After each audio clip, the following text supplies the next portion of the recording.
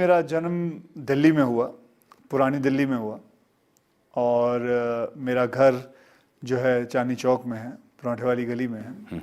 और मेरे पिताजी अमृतसर के रहने वाले हैं और मेरे माताजी कश्मीर के हैं। मेरी एजुकेशन जो है डॉन बॉस्को करके एक स्कूल है मटुंगा में, वहाँ हुई। और पढ़ने का ज़्यादा मुझे इतना शौक़ नहीं था, खेल कूद का बहुत शौक़ था।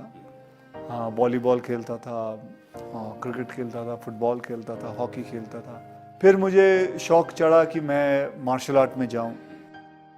मेरी 10th स्टैंडर्ड जैसे ख़त्म हुई, मैंने पिताजी से कहा कि मैं चाहता हूँ कि मैं इसे फॉरवर्ड लूँ। तो मुझे उन्होंने कैसे भी कैसे पैसे जोड़ जोड़ के मुझे बैंकॉक भेजा। वहाँ मैंने 5 साल कराटे सीखा।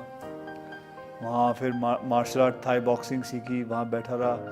फिर उसके बाद मैं कलकत्ता पहुँचा, वहाँ काम किया। फिर ढाका पहुँचा, वहाँ काम किया। ये ऐसा था कि मैं ढाका में भी एक होटल के वहाँ काम करता था और फिर मैं कलकत्ता में एक ट्रैवल एजेंसी में काम करता था और दिल्ली में मैंने ज्वेलरी लेके जाता था और बॉम्बे में लाके बेचता था। कुंदन की ज्वेलरी आती है ना, आप अगर आप देखते हो तो यहाँ बड़ी फेमस है।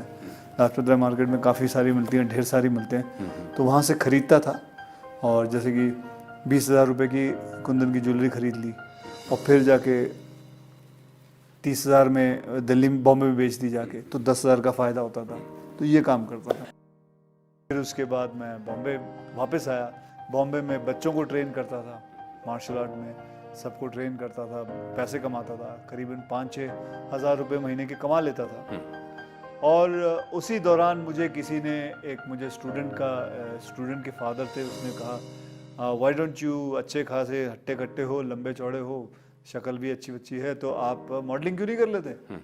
तो मुझे तो पता भी नहीं था मॉडलिंग होती क्या है, क्योंकि मेरा बैकग्राउंड नहीं है, मुझे मेरे माता पिता को किसी को नहीं पता था।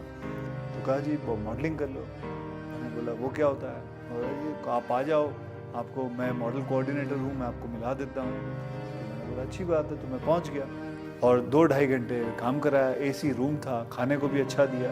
फिर 21,000 का चेक दिया, बोले आप जाइए, ख़त्म हो गया। बोले बस? हाँ। बोले यार 5,000 काम करता हूँ, महीने का 5-6 हज़ार मिलता था महीने का, ये 2 घंटे में इन्होंने 21,000 दे दिया। ये कुछ कमाल का काम किया मैंने लगता। तो अच्छी बात है यार। फिर मैंने बोला यार मैं मॉडल बनूँगा। फिर मैंने मॉडलिंग शुरू की। फिर मैं जाता था लोगों के पास अपनी तस्वीरें ले के कि जी मुझे देखो। फिर करते थोड़ी बहुत मॉडलिंग की। फिर मैंने रैंप वॉक किया। उसके बाद करते किसी ने एक फ़िल्म ऑफ़र कर दी। फिर मुझसे प्रमोद चक्रवर्ती जी मिले। उन्होंने कहा भाई मैं आपके साथ एक फिल्म बनाना चाहता हूँ। और आज भी मुझे याद है, शाम के 6:30 बजे हुए थे और उन्होंने मेरे हाथ में 5,001 रुपये का चेक दिया था। कहा बेटा मैं आपके साथ एक फ़िल्म बनाऊँगा, और मुझे 3 फिल्मों के लिए साइन किया। ये भी सच है कि जिस घर में आज आप रहते हैं, बहुत खूबसूरत घर है वो, उस घर के बाहर की जो दीवार है उस पर आपने पहला फ़ोटो शूट किया था।